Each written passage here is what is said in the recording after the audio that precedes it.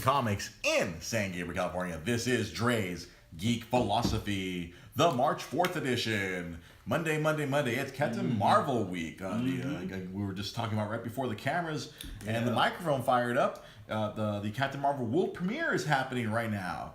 It's kind of pretty tight. Usually they don't do it the Monday before. They usually do it like a week or two before, not literally 3 days before the film comes out. 3 or 4 days. Well, 3 days for us because we're the crazies who go get the tickets on Thursday. I'd explained that to one of my coworkers. He's like, "You're going to midnight?" I'm like, "Oh no, they don't.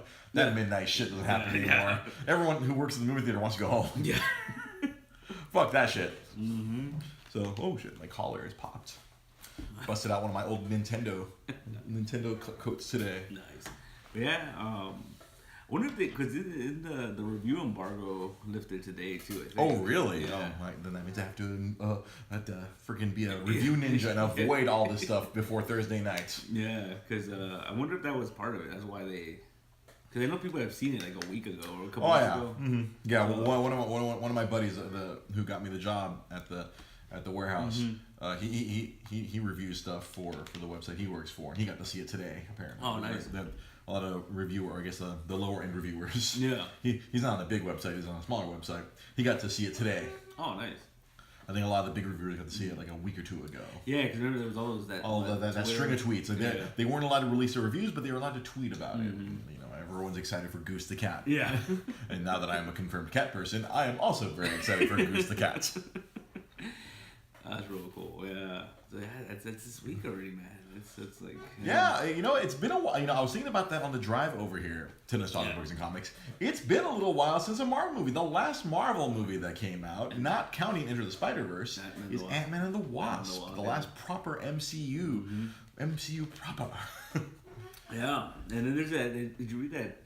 I was hearing about the speculation about how I guess it's going to be the same way this year too. With we're getting Marvel Endgame and then nothing. Well, Spider-Man, but Spider-Man Far From Home, but that's kind of like the Sony / MCU. Yeah. But then it's just like nothing until the following. Unless they announce something for early next year. Nothing until May. Yeah, because I think originally that was supposed to be Guardians 3, but the bitter outrage of the right attacking James Gunn after he attacked. We all know that story. Yeah. Now they don't have a movie next year. I keep seeing all this stuff like all these like fake graphics people make. Oh, Black Widow is coming out next year. It's like I know that's in development, but I don't think there's been anything confirmed from Marvel. No. Anything past beyond. Beyond Far From Home, we have nothing confirmed. We just know Marvel movie. Well, they were saying that too. The article. Hey, what's up, Anthony Toy? Happy belated birthday, my friend. This article I read was saying that maybe they're sitting on it because they want to say anything until Endgame. Of course. That would be the most logical course. So they could literally drop something and say like, oh, next February or whatever, we're getting this. Yeah, they could do that too. It's not unprecedented for them to show us. I remember when we got to see Captain America back at San Diego Comic-Con, however many years ago, 2011 was it? Something like that. The very end of Captain America, we kind of got the kind of teaser for the Avengers, and like every nerd boner was like, "Oh my god, we knew it was coming, but good god, we got to see some Captain America punch out a freaking punching bag." Yeah, that's right. And they teased that was a while too, because it was like. Yeah, that was until the following following summer. Until May. Oh, the following following spring or the start until the following start here, because we saw that that came out in July. They literally came out the week of Comic-Con. That was July of 2011. Yeah. We didn't get another Marvel movie, the next Marvel movie, until the following May. Yeah. The old days before all the crotchety old people complained about Marvel movies coming out every few months. God damn, all these giant comic book movies all over the place.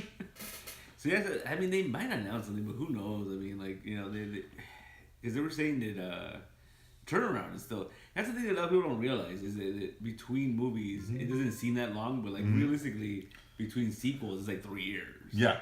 So it's like literally. But you just don't notice it because it's like because they come out in such succession. Yeah. I remember they were filming Infinity War a long time ago. Yeah. I remember one of those first when RDJ and Tom Holland and freaking and what's his face, freaking Chris Pratt, they did their little selfie on the set. Like obviously now as we found out later on the set of Titan. Yeah.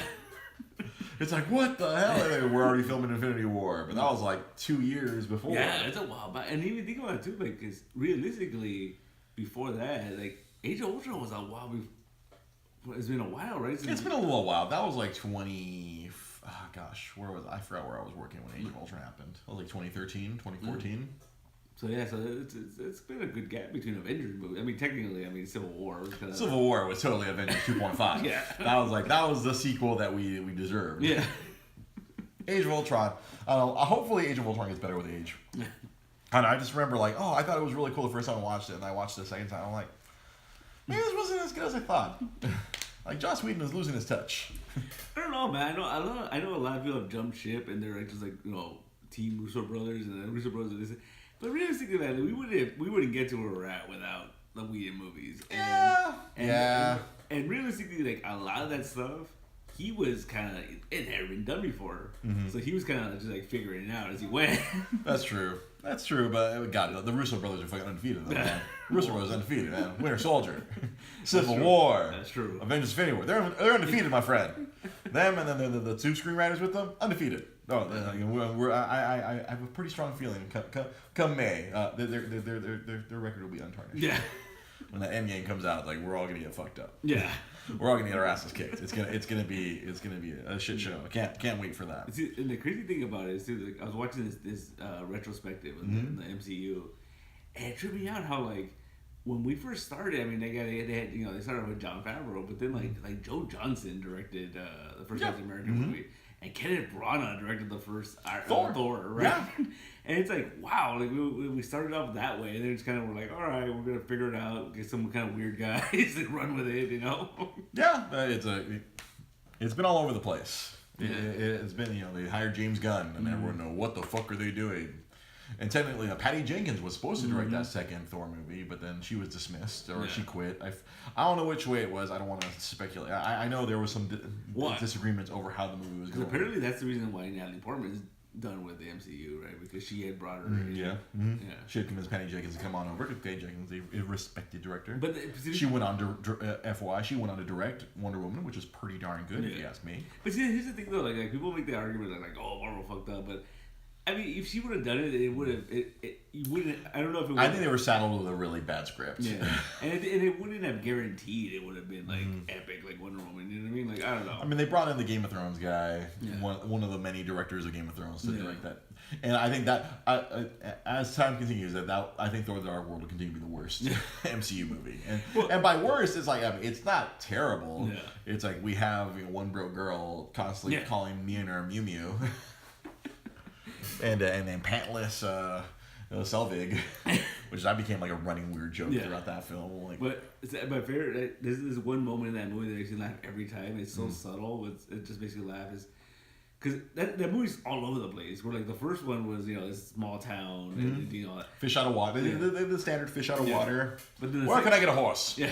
And the second one, they tried to kind of copy that where, like, now it was Jane, where she was going to the... Yeah, she was the fish out of water in Asgard. Yeah. But I love, there's this one scene that really makes me laugh every time is when Thor and Jane finally come back to Earth, and they go to her apartment, and he walks in the door, he sees a coat hanger, and he hangs his hammer on the coat hanger. That's right. He just does it. He walks, hangs it.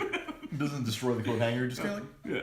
I don't know why, it just makes me laugh every time. It's a silly little thing.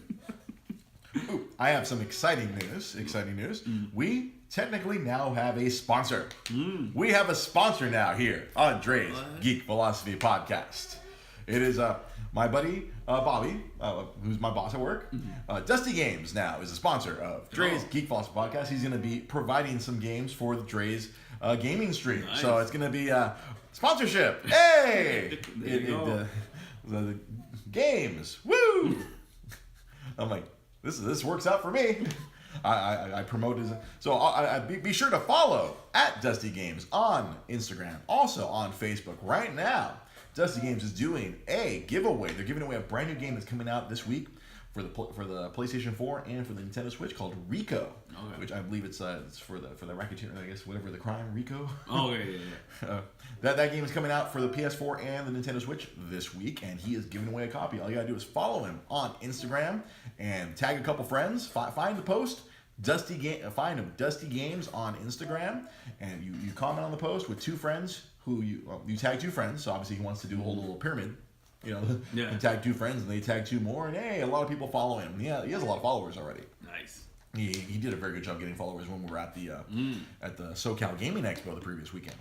But you do that, and then you also want to you tag two friends and you comment why you want the game. So nice. Find him and follow him. He's now an official sponsor of the Dre's Geek Philosophy podcast and Dre's Geek Philosophy gaming stream. So we have a sponsor. Woo! Yeah, at Dusty Games, my buddy Bobby. If you're looking for any rare games, be sure to follow him on Instagram or Facebook, and he can probably get you that rare game. Hence, Dusty Games. Everyone keeps thinking his name is Dusty. Yeah. But the joke is that there's a giant warehouse full of games, and they're covered in dust. Yeah. That's why I have to wash my hands like 4 times a day. The warehouse. They're covered in dust, man. So at Dusty Games. He's giving away a copy of Rico. Make sure to follow him there and get yourself a chance to win a copy of the game. That's real cool. And that contest ends next week, so you got a little bit over a week to go find him on Instagram and follow, do all that stuff you got to do. Like the post. The instructions are there at Dusty Games on Instagram, and you can find them on Facebook as well. Our sponsor, Dusty Games.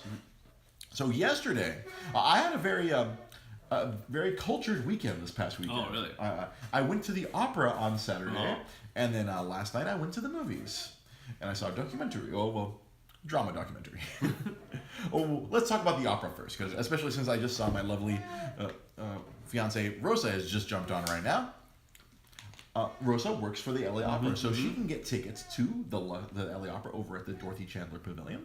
And we went to go see the Clemency of Titus, which is apparently Mozart's final opera that he wrote. And of course, it was very beautifully performed. And we got to sit there. And unlike, remember last year when I went to the opera, and then we talked about it on the podcast, like, oh my God, holy crap, that Olive Garden song, or the Italian, that song they use in all the Italian commercials. It's totally terrible. #me too. #really bad. Oh my Lord! This one was much nicer. It was much more pleasant. It was about one of Titus, or in Italian Tito, the ruler of he was a very fair and just ruler. How very unusual for the Roman times. And yeah, it was this whole drama. I guess they drama. There really was an Emperor Titus who was known for being very benevolent, very nice. So they wrote this whole opera. Mozart wrote this whole opera about him. They kind of threw in a little love triangle there, here and there, where I was like, come on! It's like, really? Like, the long story short, this woman is mad that she's being spurned, and she wants to, because the emperor is looking for a wife. And she's like, he's not picking me, and like, so she is entranced his best friend. It's like, since he won't pick me, I want you to kill him. Like, wait, what? It's like she's nailing his best friend, but because she can't become the emperor's wife, she was going to have his best friend kill him. Yeah. I was just like, it's like this, much like the fall of Troy. The Troy fell because of a woman. Yeah. And Rome wasn't going to fall for lust. Because of lust, and this man's like, oh man, my hot lady told me to go kill the emperor. Let me go kill my best friend. I was like, God damn. Well, that's a lot of these tragedies are kind of wrapped around love and lust and all the craziness that goes on with that stuff. Woo! So, but it actually was a very it had a happy ending. Unlike most operatic tragedies, they usually end really sad. Like the one last year, like, what the hell? This woman fell in love with this prince, and he was a dick. He was cheating on her, and she still sacrificed herself for him. What the fuck? Don't love those male hoes. Well, I mean that's the rule of all. That's the rule. That's the these men are hoes, man. These men are trash. Don't be loving these trash. I mean, because they're easily manipulated to killing their best friend. Yeah. Like, I mean, are you kidding me? But it was awesome that the set design was great. What was really cool is because we get these comp tickets, so they comp us whatever tickets are available. We sat like in the 6th fucking row. It was like boom, it was like right in front of us. Like I was like, holy shit, this is really cool. You can see their tonsils when they're singing. That's cool, man. But it was a really fun time. It was really great, and And it was the opening night too, so it was really awkward at the very end because they bowed like way more than normal. Oh yeah, because it's the first night performing. Yeah. And I learned a very quick lesson about opera because in a lot of plays, they go on all weekend or whatever. I'm like, operas? Oh no, they gotta. Oh, like so they perform tomorrow, and Rose is like, "What are you crazy? They're gonna destroy their voices. If they try to do it again tomorrow." I'm like, That makes sense. Yeah.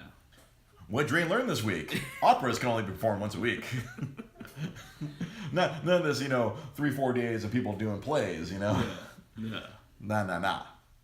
So yeah, I saw that. That was really great. A fun time had at the Dorothy Chandler Pavilion. And yesterday, went to the movies. We originally were going to go watch the Lego movie, the second part, part 2. Haha. Second part. Yeah. I thought that was adorable. But instead, we saw that the new WWE film, Fighting with My Family. Fighting with My Family was out, and then I wanted to watch that. Rosa wanted to watch it. So I was like, fuck that. We can watch the Lego movie another week. Yeah. That'll still be there. This documentary, this probably won't stick around long. Let's go watch it. And so this movie, Fighting with My Family, is about the wrestler Paige, who has been, she is a person of notoriety within WWE. It's kind of chronicled her journey from Norwich, England, to the WWE. Yeah. And it's a little, well, for me, I'm a bit of a wrestling historian. I know a lot about wrestling. I memorize a lot about wrestling. That's part of my charm. I was like the whole time, I was like, this is a little bit dramatized. They kind of sped up the process. They left out a lot of important things, but such as it is when you do a biopic. Yeah. But it was still very adorable. It was cute, and the Rock is the one who produced the movie, so of course he was in it. Yeah. Oh yeah. So I don't know if they kind of like, massaged him into the movie where I don't know if he necessarily was there the day they were there for their tryout. He happened to be there and cut that. I don't know if you've seen the trailer where he cuts that promo on Paige and her brother. he rips him a new one, and of course he inserted himself throughout the movie. It was pretty cool. Yeah. The one thing that kind of took me out of the movie for a little bit was the head coach at Vince Vaughn. Right? Vince Vaughn. Yeah. So that threw me off for a little while. I was just like, what the hell? Like all I'm just seeing the dude from freaking Old School. I'm seeing the dude from freaking Swingers. Yeah. All I see, I don't see NXT head coach whatever his name was. I don't even remember what his character name was. All I remember was like fucking Vince Vaughn, and he's just doing his hey, I'm fucking Vince Vaughn. Yeah. I'm doing my thing. I'm just gonna I'm gonna be snarky and shitty. But as they once they built up his character, they gave his character a little more depth in being smart ass dude being shitty to all these wrestlers. Yeah. Then then I kind of accepted the fact that it was Vince Vaughn, and there was a really great interchange between him and The Rock later on in the movie, which I'm like, all right, cool. I accept this. But beyond that, it was really funny. Yeah. It drove Rosa to tears because it was a really touching story. It looks really funny. It's Stephen Merchant, right? Bro? Yeah, Stephen Merchant. The guy who helped create The Office. Extras on HBO. He's a very funny fellow. He of course puts himself in the movie as well. He has to. He has to put himself in the movie. But yeah, it was very touching. It was there was very sad at points, but it was still they still tried to be funny. These crazy Brits. Yeah. And of course, you had Nick Frost playing her dad, and then what I didn't realize until I saw in the credits, it's Lena Headey, freaking the queen from Game of Thrones, is playing her mom. Oh, really? Yeah, so I was like, oh fucking! I was like, wait a minute, I know that, I know that snarl. That's the queen. So yeah, but it was really good. I really did enjoy it, even though my wrestling nerd, I'm like, I have some quibbles here. They really edited things here. Yeah.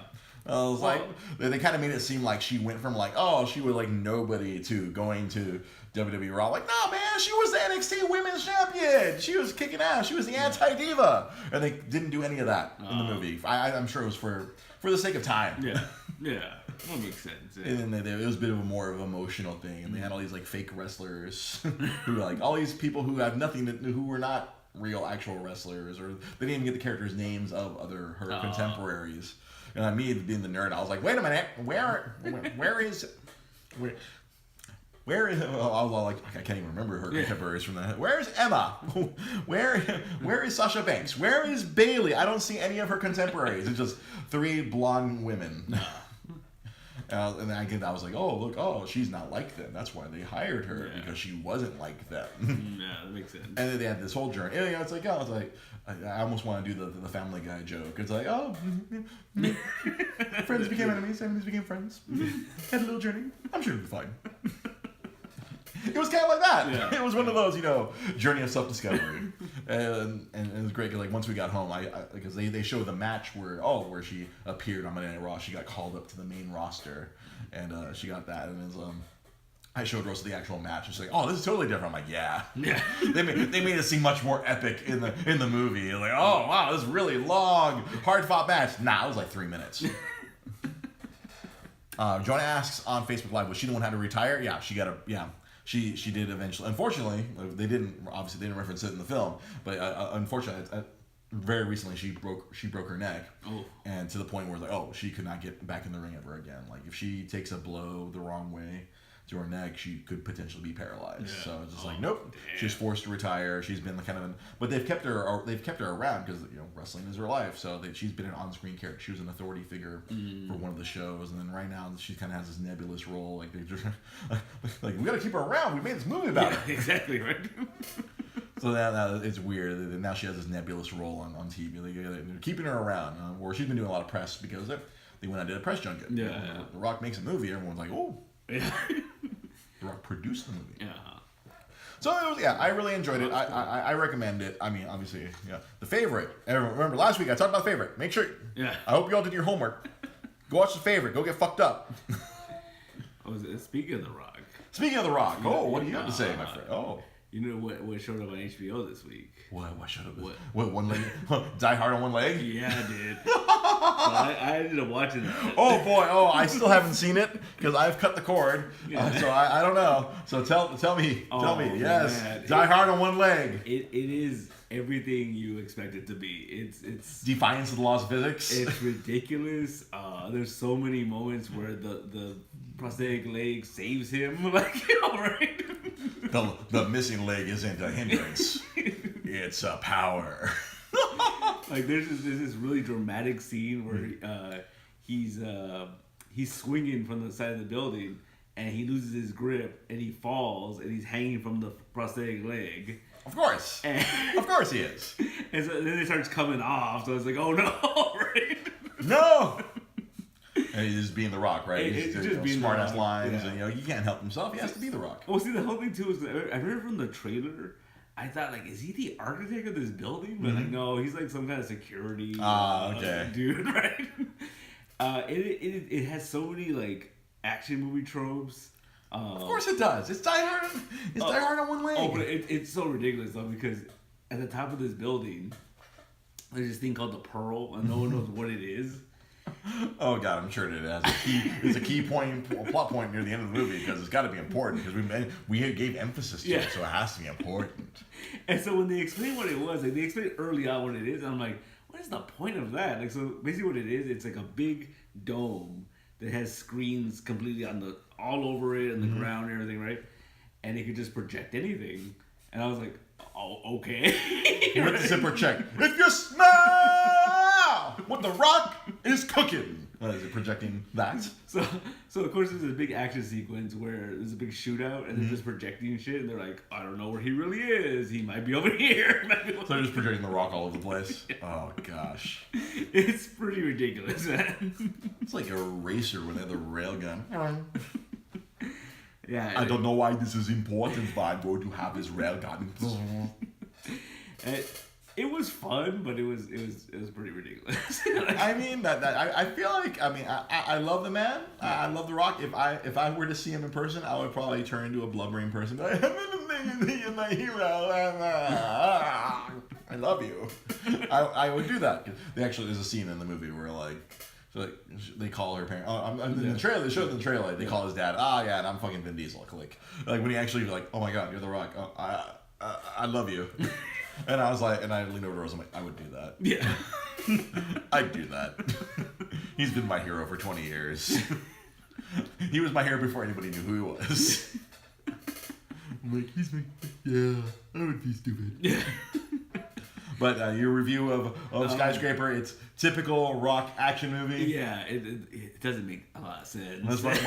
Along the lines of San Andreas, Fate of the Furious. Like this, oh man, this is this part where he has to scale the building with his one leg. His one leg. He ties a rope around his waist, and he gets some duct tape. He puts it around his hands, and he kind of Spider-Mans it. Like he just kind of like, and I was like, huh. So I'm guessing by the end of the movie, is he more duct tape than man? Oh yeah, pretty much. He is more duct tape than man. Like, there's a moment where like you think he's gonna do something from Die Hard, but nobody's like, oh no, he didn't do that. He did something totally weirder and different. He didn't duct tape the gun to his back. No, he duct taped it to his leg. And he shot him with his leg. He lifted his leg up and shot him. Like, wait a minute, I saw that in Planet Terror. Yeah. There's this part where he's fighting some dude, and the gun goes up, and he looks like, oh, he got shot. He got shot in the prosthetic leg. Right? See, I without even asking you, I knew that was going to be a thing. Yeah. Without even asking, I just knew he's going to get shot in the leg. He's going to have to get shot in the fake leg. Yeah, they play up the fake leg a lot. Like, but the thing that's kind of dumb about it is that it's empowering disabled people. He's not like limping or anything. Like, he's not. When someone has a prosthetic leg, you can tell. Yeah, where was he? Below knee or above knee? I think it was below knee. Okay, so they can probably fake the whole he can walk normally because he still has his knee. But he was like running, and he was like, what is he, Oscar Pistorius? Jeez, it's a movie. Obviously, we're 99% movies. We have to just suspend our disbelief. Just like when I watch wrestling, I suspend my disbelief. Well, yeah, but I just with this, where there's something that pushes the lines of ludicrousness. They're emphasizing like the fact that he's got a prosthetic leg. He's a one-legged man in an ass-kicking contest, but he's the one man you don't want to face. Yeah, it's entertaining, but it's pretty ridiculous. It's a oh my gosh. Well, I can't say I'm shocked. I'm not. Yeah. That's exactly what I would expect. I didn't go see it in the theaters. Because it started up as I was watching it, and then like halfway through, my dad showed up, and he was watching it with me, and then he was just like, we were watching it, and he was kind of into it, but then he was like, he just randomly said, he goes, "This movie didn't do well," and I was like, "Yeah, no, it didn't." I don't think it had. I think it did well in Asia. Yeah, probably. The Rock kills in Asia. Well, and then it took place in China too. Like, oh, really? Yeah. So, there you go. Probably taking advantage of how if you make your movie in China, they will totally they will totally promote the shit out of your movie. They'll let you. Cat Williams, Tink Skit. I don't follow Mike. I'm sorry. I don't get the reference, my friend. Mike Kirksey here on Facebook Live. But yeah, so it's worth the watch. But I'm sure not having to go to the theater to watch it was. It's not a theater movie. No. It's what I thought Jumanji was going to be, but apparently Jumanji turned out to be like a really good, fun movie. Yeah. See, I felt like it would have been the other way around, where Skyscraper would have been the big movie internationally, and Jumanji would have been okay. There's that flop, but nope, other way around. Everybody loves seeing him beat punk out Kevin Hart. Yeah, pretty much. It's funny in that movie. I mean, this one he's trying to be very serious. He's like, no, I tend to gravitate. More towards The Rock's funnier roles. Yeah. I actually don't like The Rock when he's trying to be like, I'm super serious, badass. Like that's why in the Fast and Furious movie, it's okay because he's only in them for like 10 minutes. Yeah. I guess except for that new one that's coming out, that Hobbs and Shaw. He's like probably all over that one. I like the Rock movies where he's being funny because I feel that's where he's most at home. I feel like that's more of a genuine Dwayne Johnson rather than the I'm the Scorpion King. Well, the thing with The Rock is that you don't expect him to be funny. Like you don't expect this big guy to be, funny. Oh, I do. Oh, I know, but your average person is like, wow, that guy's really funny. Yeah, like what's his name? Like Batista. Like everyone, I think he's funnier because he doesn't look like he should be funny. Oh yeah, forgot all the jokes. I mean, the guy literally stole. He almost stole both Guardians movies. Yes. Especially the second one. He was like, "It's okay, you're ugly. You're incredibly ugly." Seriously, I wouldn't even sleep near you. I wouldn't even sleep in the same room with you. Oh, he's like, oh, I'm imagining it. He's like throwing up. Oh. Yeah, but yeah, that's you see, they get their comedy chops from working WWE, man. Yeah. It's not from what being on TV. It's also they do not on TV. That's where they really hone their comedy. Yeah. Even old Stone Cold Steve Austin was pretty hilarious when he wasn't on television. Oh man, speaking of television, that's what Steven Spielberg thinks Netflix movies are. Man. Yeah, I saw that. Yeah, that's. I guess that really stuck in his craw. That freaking Roma took home a few Oscars. Apparently, he's gonna at the next whatever. There's a board meeting, a committee meeting for the Trying to make Academy Awards. A new rule. New rule that like the movie can't be streaming. It has to be a full-fledged release or something or other. Because Netflix is taking home a couple Oscars here and there. I mean, they took home one last year for some documentary or something. And I think Hulu did too for something. Oh, really? Yeah. And then this year, Roma won Best Cinematography and Best Director. Almost had Best Picture, according to most people. And now Spielberg's like, fuck this shit. Yeah. But I think this is a dinosaur fighting against the asteroid, my friend. But see, he's kind of always been that way though. Like, remember that whole thing when he was arguing about like superhero movies aren't real movies and like, oh really? He was one of the people who said that. Oh yeah, and he was like saying that it was gonna go away soon, and he was comparing them to westerns, which was really weird. Cause like they still make westerns. Like what are you talking about? It's still a functioning genre. They don't dominate the cinema like superheroes are, but I feel like the superhero movie is not going away. Yeah. Hell, like superhero movies have been around since the 70s, Spielberg. Remember Superman? Batman '89. Hell, wasn't one of the 66? Wasn't Batman '66? Wasn't that a full-fledged movie? They put out a Batman movie. Mm-hmm. It's always been around, Spielberg. But he's always been like, I don't know. Yeah, it's true. Like he's trying to fight It's a dinosaur fighting He's fighting the future, man. We just saw that trailer last week where Scorsese fucking has an all-star cast on a Netflix movie. Yeah, that's the new medium. Mm-hmm. That's like, hey, we don't have to go to the theater anymore if we want to watch quality cinema. We don't have to wait 6 to 9 months for it to come out on home entertainment. We can just see it immediately. And it's probably like cheaper to produce too. Think about it, because you're not paying for to get it out into the theaters like that. Yeah, you don't have to pay for the screen. You don't have to. The marketing is probably significantly less. Yeah. I'm sure they're still trying to put out billboards and stuff. I saw with Roma, they were plastering all the place. It did have a theatrical run and long enough run to qualify for the Academy Awards. I guess he wants them. Oh, you have to put out a full movie. You have to spend all the money like we do. Yeah, see. No, that's not the future. I think that's just like the producer side of him. Mm-hmm. He's just getting pissed off and like he feels like they're taking the shortcut or whatever, And no, it's like if a movie is made of quality, it doesn't matter. Yeah. Oh no, the distribution shouldn't matter how it's distributed. Yeah, he says they should be considered. They should win Emmys and not Academy Awards. That's his thing. They're oh, you're watching them on TV. It's a TV movie. I'm like, no, my friend, it is a film. Yeah. That they're not freaking they're getting around this whole having to be out across the country and put it up on a big ass screen. It's like no, this is all these big time stars are like we talk about all the time on the show. We see all these big time stars moving into Netflix and Amazon and Hulu. Yeah. It's like all this stuff is happening. It's like that. I mean, and I don't know why people would be fighting that, because you think about it, something like a smaller movie. It has a better potential of people watching it on streaming service. Yeah. Or it's like romantic comedies. That apparently, until I saw an article recently, like there was no rom-coms in theaters for a very long time. They're all on streaming now. Yeah, they're all being. That makes sense. I mean, like it's probably not a huge market, but there's a market for it. There's definitely a market, and like you appeal to Netflix subscribers. And so a lot of smaller films that might not have a chance. Maybe they're too big to be just in the Laemmle theaters, but they're not big enough to justify giant releases. Yeah. Put it on Netflix. Yeah. No, that makes sense. Put it on Hulu. Put it on whatever. Prime. Amazon Prime. They're starting to produce their own movies now too. And I think what it comes down to too is it also affects the fact that like it's so expensive to go to the theater nowadays that like realistically like I don't go like I used to go all the time and now it's like I really have to want to see a movie to go see in the theater. And when you have these streaming services, it's just easier. And a lot of times, like, well, I mean, I'm not speaking for you and me, but a lot of people have their home theater setups. So, you're having the movie theater experience without someone bringing their kids, Yeah. or someone kicking the seat behind you, Mm-hmm. or someone just like chomping loudly on their food. You're like, oh, you can have that theater experience at home. Yeah. You can literally buy a little projector and project it onto your wall. Hey, I have a home theater. Yeah.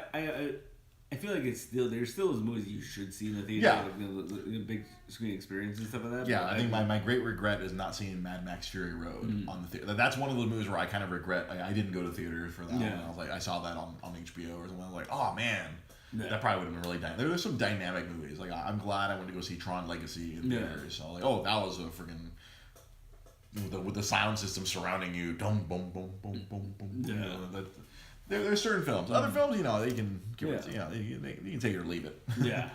But I agree with you on there. Some movies are experiences that you should be in the theater. That's why. Yeah, I know you and I were both very well aware of all the bargain days. Yeah. At all of our local theaters. Yeah, pretty much. Because yesterday went to Alhambra. No, there you go. I have enjoyed the Regal Club. There you Yes, as I was standing in line to buy tickets, I was like, you know what, fuck this. I'm gonna join right now. I'm like, I think me and Rose will be coming back here to the Regal on a Sunday for their 6:50. Sunday, Tuesdays. Yeah. Oh, is it Tuesday? I think if you have the club, I think it's like 5:50 or something. Oh, really? Yeah. Shit. Yeah. Yeah, because I know AMC's brought back their Tuesday thing now. So, although I think we talked about it a few weeks. I tried to go see Spider-Verse, and like it was New Year's Day. They're like, oh, sorry, we don't honor that price. Fuck you, I'm walking out.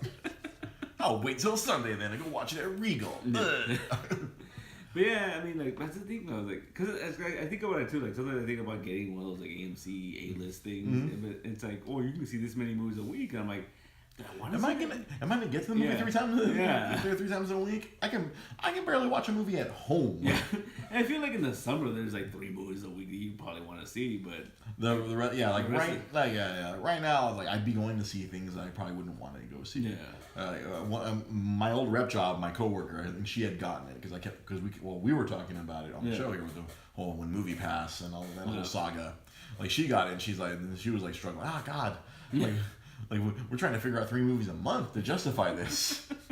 Yeah, because that's the thing, man. You feel like you need to like justify. Well, because it's $20 a month, Yeah. right? Or apparently they raised the price recently. Oh, right? really?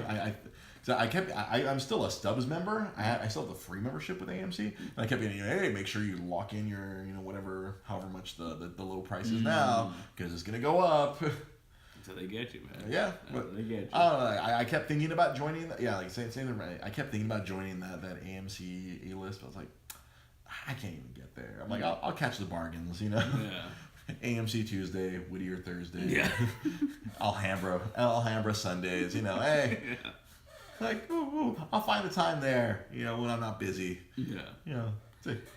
But that's true. But this whole like, I don't know, this whole Spielberg thing it's kind of annoying. Yeah, I don't like. It's very. But see, I wonder if it has to do too with the fact that like he's so like highbrow about shit. Because I remember reading this article one time about how there was this big fantasy award. Like it was an award where like Tolkien fucking won this thing back in the day, and Gaiman ended up winning it for Sandman. And the following year, they made a rule that comic books couldn't win that award anymore. Really? Yeah. And so I'm wondering if it's like something like that, where it's like, oh, they're not real movies because they're on Netflix, and It's not real. It's not our rules. Yeah. Yeah. There's always that highfalutin fucking holier than thou. Oh, you're not as good as us. Yeah. You're not made in the tradition that they've always been made. Well, things evolve. Yeah. We're doing a show here on the internet using phones. Yeah. We don't have no fancy stage. We don't have a big ass camera. I don't have a crew. We're the crew. Yeah. Things evolve. Yeah. Shit advances, and it just makes me sad that a filmmaker like Steven Spielberg is a fucking. Oh, I guess the irony on Jurassic Park. He is a dinosaur. I'll fire myself for that one. It's okay. I understand. That was terrible. I'll wear that one. See, I think that like he keeps like shooting himself in the foot like that. Like I remember like with the whole superhero thing, he was talking shit about how like it's just all like pop culture and nostalgia. Or then he goes and fucking makes Ready Player One. I mean, it's a movie purely just about nostalgia. You know? About a bunch of his movies that he directed or produced. Yeah. So I'm just like, you know. Hypocrisy abound. Yeah. I guess at the end of the day, he still is just an old white man. It's sad. So sad. Mexicans keep coming and stealing Best Director from him. I think that's what. Honestly, I think that's really what's stuck in his craw. Freaking Ira Tutu and freaking Cuarón and freaking Guillermo del Toro. All these Latin Americans keep strolling on in and stealing his Oscars. Sorry, homie. We have a different eye. We know how to see things. No. We have a better directing eye than you, sir. Sir. That might be it, man. Stuck in his craw, man. Yeah. And now he doesn't want to be racist, so he's just going out because now all these independent artists are going, fuck that. Let's go to Netflix. Fuck yeah. They got the money. Yeah, they do. I mean, they got the money. Might as well. They're barring against themselves. However that works in white person math. I hate to go in that direction, but sometimes I wonder, like, we hear about these now. Oh, Netflix, they owe $20 billion, or like they're like so and so in debt. I'm like, wait a minute. How do you operate a business while you're in debt? Like I said, that's white person math. Yeah, I've heard that before. Like they're like, you're successful when you're in debt or some crap like that. I'm like, what? Like, it's like I've always wanted to open up a fucking like a food truck or something, and I was like, oh wow, but I'd be like 30, 40 in debt like out the gate. I'm like, I'm not comfortable with that idea. It's like, wait, I haven't even made a dime yet. I haven't sold a single taco. I'm already 30, 40 grand in the hole. With this fucking truck and all this fucking branding, all this fucking equipment, all this shit. I'm like, oh, fuck this. Yeah, well, that's the most terrifying thing is when they tell you when you start a business, they're like, you don't make money for the first 2 years or that. You're like, wait, how does that work? How does that work? How do you pay your bills? Do you have to have another job at night? Is that how you get your bills paid? How do you eat? Yeah. So just keep borrowing it. Don't worry. Yeah. You just pay it back eventually. Instead of owing 50 grand, you owe like 200 grand. It'll be fine. And once you're successful, once you're successful, you declare bankruptcy. Yeah. And then you're fine. Your credit's fucked for 7 years, but it's only 7 years. It's a quick 7. And there's just programs that'll help you start all over again. Start right over. Man. Yeah. Let me just completely shift gears here. So this past weekend, or literally, I think it might have been yesterday or Saturday, it is the 2-year anniversary of the Nintendo Switch. Oh wow. We're right around the time when we started coming on with the podcast. All these anniversaries tied around Nintendo. And yeah, the thing has survived, and I dare say it has thrived. Right now, at the warehouse I work at, the thing we move a lot of Switch. Yeah. People are always, we're just moving cases and cases of Switch games. Like all these, because my boss sells to other people who sell games, and we're just getting cases of games. Boom, everything Switch. Boom, out the door. When we were at that SoCal Gaming Expo, everyone else had like old ass games. We had the new games. People were buying Switch games like crazy from us. It's been it has done what Nintendo wanted. Where they failed with this thing, the Wii U. They failed with this one. They took that fail. What Nintendo does, they take their failures and go, all right, where did we fuck up? All right, we need the thing to actually be portable. Yeah. Whoops, we made this thing look like it was portable. Yeah. It wasn't. Yeah. It Everybody, it looked like a tablet. Can I take it? Can I leave the house with it? No, you can't. It has to stay within like 6 feet of the thing. What? There's a thing? Yeah, there's a thing.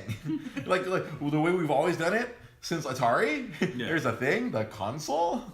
But this thing looks like I can just walk away with it. Yeah, walk away. It says, boop, lost connection. I guess they realized, I guess people want that thing that walks away. And then they succeeded, and it's doing really well. And I keep seeing all these articles all over the internets about like, people are replaying the first game that came out, Legend of Zelda: Breath of the Wild, which I still need to get back to at some point.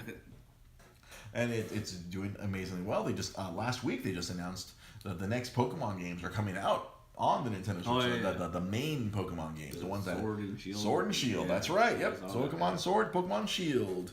It's that it's going to be another massive success. It's coming out this year, so I'm sure they're going to sell even more. The thing about Nintendo, they always like to crow when things are going good. Oh, they'll get those press releases out. Yeah. Like, oh, we sold more than we sold more Switches this past holiday than Xbox and PS4 combined. Like, oh, look at us go. Yeah. We sold more software. They always try to, in the PR world, they always try, oh, how can we make the numbers look the best? So that one was pretty. They outsold the other guys over in November and December. And like, no, the software wise, oh, we're the highest selling software. All the software moving, and it just. I, as a former employee, I'm happy for them. They're doing well. Yeah. Everything's going good for them, which can only mean one thing. In about 3 years, they can be really fucking arrogant. Oh shit! The rumor I hear is they're gonna release a better version of the Switch. No. At some like that. That's the rumor right now. They're not above this. They did this several times with Nintendo DS because you had your original DS. The big old tank. I love that tank. I could drop that thing all the time. I dropped that thing a lot, and it took a lick and kept on ticking, like the old watches. Was that Rolex or no? Not Rolex. That was Timex. Timex, yeah. Takes a lick and keeps on ticking. Yeah. Old man reference. I was gonna say, people don't know what watches are anymore. People don't know what a watch is. Our watch is our phone. And the original DS, big old brick. And then I remember I started working for Nintendo. Like, then they kept telling us there is no DS Lite. There is no DS Lite. So I'd have to go to stores. Like, nope, sorry. That's a rumor. They're not releasing a smaller one. This one's doing very well. Fast forward 2 months later, DS Lite! Motherfuckers! I would always be mad because they would tell us, they would lie to us so that we would go out and lie to everyone. That way sales don't go down. We don't want the sales to go. Because once they confirm it, then all of a sudden nobody wants the old one. Everyone wants the new fresh one. Ooh, we want the new one, the DS Lite. They put out the DS Lite, and then we heard the rumor they're gonna do one with the camera. No, there's not one with the camera. No. And it comes out. And then DSi. Ooh. And that one didn't do very well. Well, that one did okay, the DSi. The DS Lite was probably the most successful one because, they made the screens brighter. Because that was the problem with the first one. Yeah. It was very hard to see. You're like, oh, man, the screens are not bright. And then DS Lite, much brighter. And then they did the DSi. It had a camera. I had to go out with a freaking printer and I'd take photos of people, take the SD card out, put it into the printer, and print out their photo. Here you go. This isn't creepy at all. No. Here, child, here's the photo that I took of you. Take it home, show it to your parents. Tell them the bald man took a photo of you. Upon further review, wow, thanks Nintendo. I'm sure I'm on several watch lists. Mike Kirksey says, so what you're saying is I should invest stock for Nintendo. Like right now, it might not be a bad idea to invest in Nintendo and then sell it right around the time they announce that new Switch. Sell that shit and then wait for it to go down and then buy it again. So yeah, they do this. Yeah, it was like the DSi, and then they did the DSi. Or they make it a bigger one, and like no, and then like they sent us an email. We're not making a bigger one. I'm like, fuck you, these motherfuckers. At this point, I had learned 3-4 years in. I'm like, oh, whatever they tell us is the fucking opposite. I'm like, yeah, they just told me there isn't a bigger one coming out, so there probably is. Ta-da! DSi XL. Fucking motherfuckers. And then the following year, 3DS, and then 3DS XL, and after I had left, because the 3DS XL had come out right around when I had left, and then the following, the new 3DS XL, like, what? And then they went back, let's do a 2DS, because everyone was afraid of the freaking, 3D is gonna make you blind, it's gonna hurt your eyes, because we'd say, kids under 6 shouldn't be using the 3D feature. Yeah. So they made these freaking like. I don't know who they were for. These weird ass 2DSs, like they didn't bend. It was just like a big old. It's like a brick. It looked like the old. Remember those tiger? Oh yeah. Remember those tiger the things? the 2 buttons. Yeah. That's what it looked like. Yeah. But it was all. It could do all the things that DS could do, but it just looked like an old tiger. It had 2 screens, and then just the buttons, and you're like, it doesn't fold. Yeah. Can't put this in my pocket. That came out after I left, and then they did the 2DS. XL, and they did one that folded. They just stopped doing 3D ones. All right, here's the 2D. Here, it does everything without the 3D. All the games are playable without 3D. If you want 3D, you can go find a 3DS. But hey, here's a 2DS. They did a 2DS XL. I saw that in the stores. I'm like, 2DS XL? What the fuck? But yeah, so it's not they're not above Yeah. doing that. Hell, they even did that with the original NES. They